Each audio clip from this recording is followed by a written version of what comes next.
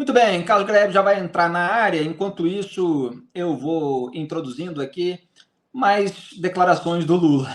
Ele falou na segunda-feira, dia 4, durante a 4ª Conferência Nacional de Cultura. O petista se referiu à manifestação bolsonarista de 25 de fevereiro como um evento promovido por um cidadão que sabe que fez caca, que vai ser julgado e pode ser preso. Olha, de fazer caca e escapar da justiça, o Lula entende muito bem. Então vamos acompanhar. Ninguém pode viver a vida inteira utilizando o nome de Deus em vão, quando nem parece que ele acredita em Deus. Ninguém pode continuar assistindo à indústria do fake news, mentindo 24 horas por dia. E contra tudo e contra todos. Não sei se vocês repararam que teve um ato no domingo passado. Aquele ato, o que era? Aquele ato é de um cidadão que sabe que fez caca, que sabe que fez uma burrice, que sabe que tentou dar um golpe, e que sabe que ele vai para a justiça, e que sabe que ele vai ser julgado, e se ele for julgado, ele pode ser preso, e ele está tentando escapar.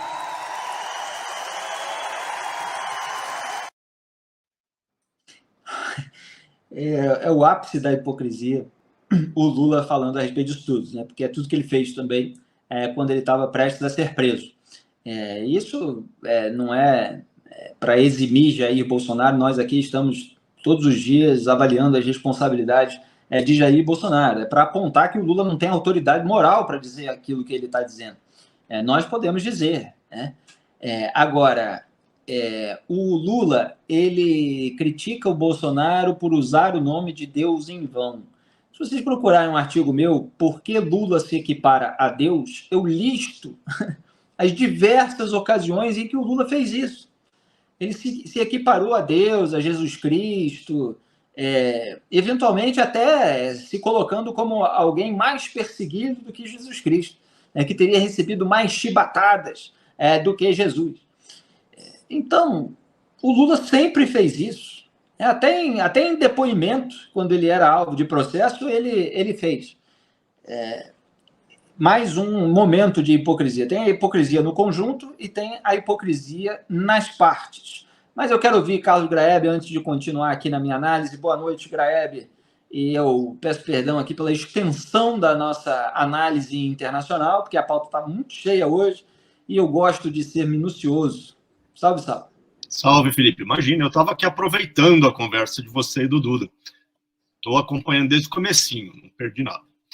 O que você destaca aí da fala do Lula sobre as cacas? Bom, para começo de conversa foi o mesmo longo discurso em que ele falou sobre a Palestina, que vocês comentaram agora há pouco, né? Exato. Era um evento de cultura e o Lula fez um discurso bem lulado, né? Longo, tá transcrito ali no site do governo. Aproximadamente um terço do discurso ele fala sobre cultura, sobre investimentos em cultura, sobre a importância da cultura. O resto, os outros 2/3, são isso aí, né? Ataques aos adversários. O mote do discurso dele era: vocês não podem esquecer, a gente não pode se esquecer do que aconteceu nesse país, a gente não pode esquecer. E é curioso, né? Aquilo que ele diz, inclusive, que a imprensa, precisa pedir desculpas por ter errado em relação à Lava Jato. Outra coisa que ele fala no meio do discurso dele. Ou seja, ele quer que o Brasil esqueça aquilo que ele e o PT fizeram. Isso aí não tem problema nenhum esquecer. Isso aí vamos atropelar, vamos passar por cima. Lula. Ô, Graeb, só um parêntese que eu não resisto. Então a gente já sabe o que o Bolsonaro vai falar um dia, né? Que eles vão seguindo os mesmos métodos, as mesmas etapas. O Bolsonaro vai dizer assim: a imprensa me deve desculpas, etc. e tal, porque é rigorosamente o mesmo mise-en-scène. O mesmo mise-en-scène de sempre. Bom, então só vamos dizer aqui, né, Felipe? Eu acho que a gente pode até fazer um jogral aqui. Lula, nós não esqueceremos, né? Eu quero lembrar uma entrevista feita pela Folha de São Paulo com o marqueteiro petista João Santana, que na última eleição atuou para o Ciro Gomes, mas já depois da Lava Jato, em que ele também, o João Santana foi atingido, mas que é um marqueteiro que atuou em diversas campanhas petistas, e que conhece muito bem o Lula. Essa entrevista foi feita em 2006. O título da matéria é Lula se beneficia na situação de vítima, diz publicitário João Santana. E a matéria já começa indo ao ponto em que o João Santana descreveu na prática as duas caras do Lula. E eu vou pegar aqui o ponto lá do meio da entrevista mesmo, né? Para pegar a declaração completa. O João Santana fala assim: Lula desenvolveu uma análise própria sobre... não, peraí. Deixa eu pegar um pouquinho mais à frente aqui, que é o trecho diretamente do João Santana. Aqui. O político Lula, depois que se tornou presidente, sempre que esteve em situação de vítima, saiu lucrando. É uma outra teoria minha, a do fortão e a do fraquinho. Duas características que convivem paradoxalmente no mesmo personagem. E aí a Folha perguntou como isso ocorre. O João Santana respondeu: há uma profunda identificação do povo com ele. O fenômeno ocorre depois do rito de passagem que o transformou em presidente e deu-lhe toda a glória inerente ao processo. Passou a existir uma projeção das camadas C e D da população. Lula é um deles, chegou lá. Os 60% da população que se identificam com Lula, são dados da época, né? Enxergam o presidente como fortão, o igual que rompeu todas as barreiras sociais e conseguiu o impossível, tornando-se um poderoso. É algo que mexe profundamente com a autoestima das pessoas. Lula, nesse caso, é o fortão, o libertador da minha teoria. Por outro lado, quando Lula é atacado, ele usa a expressão atacado. Obviamente, a gente pode traduzir quando aparecem informações inconvenientes para o Lula ou críticas legítimas. O povão pensa que é um ato das elites para derrubar o homem do povo que está lá. Só porque ele é pobre, pensam. Nesse caso, vira o bom e frágil fraquinho, que precisa ser amparado e protegido.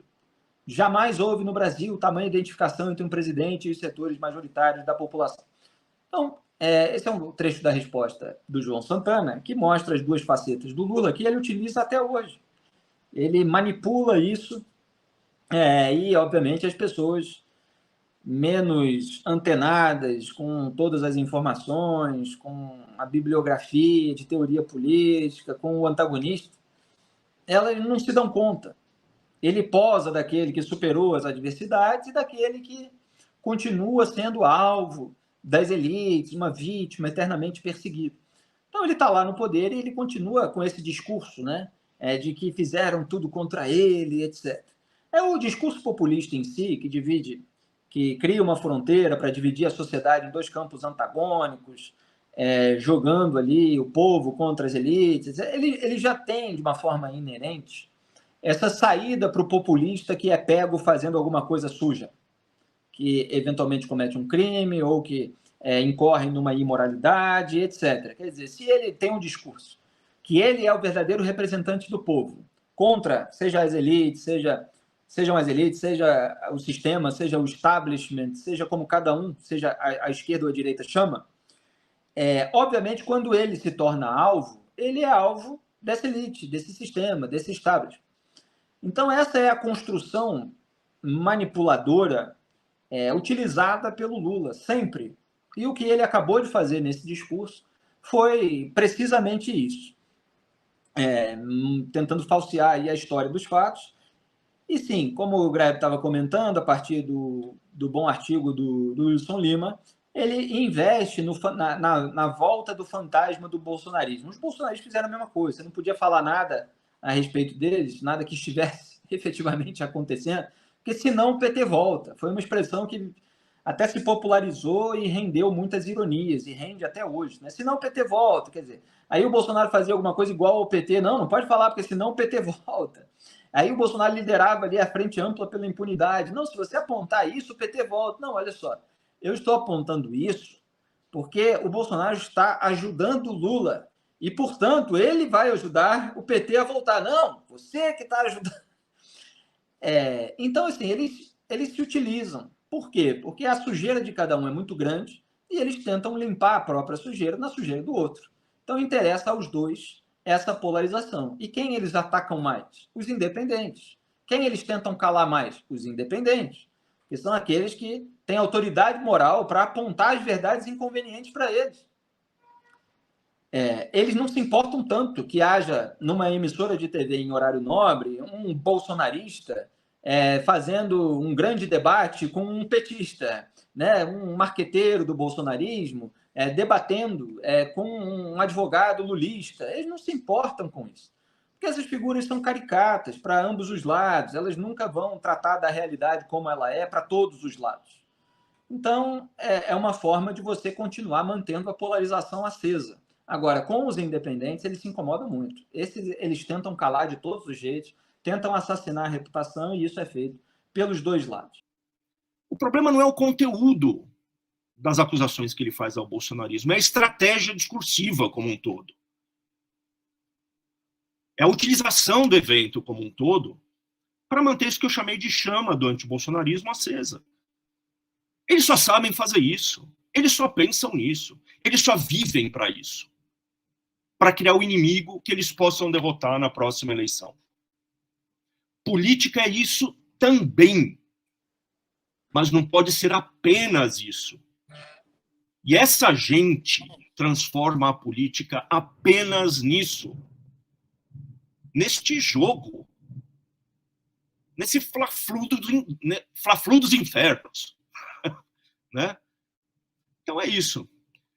E, Felipe, eu queria propor... Cultura, eles transformaram a cultura nessa polarização idiotizante, para usar a expressão que está no nosso vídeo, nesse fla-flu dos infernos. Então é muito emblemático que o evento fosse de cultura e que o Lula estivesse falando sobre o Bolsonaro. É a isso que foi reduzida a cultura brasileira ao longo desse período em que dois populistas, um com retórica à esquerda, outro com retórica à direita, mas com diversas práticas em comum, há diferenças entre eles, não são iguais, mas há muitos métodos em comum. E a cultura brasileira foi reduzida a essa... como reduzir em uma só palavra, né? A esse nível muito rasteiro.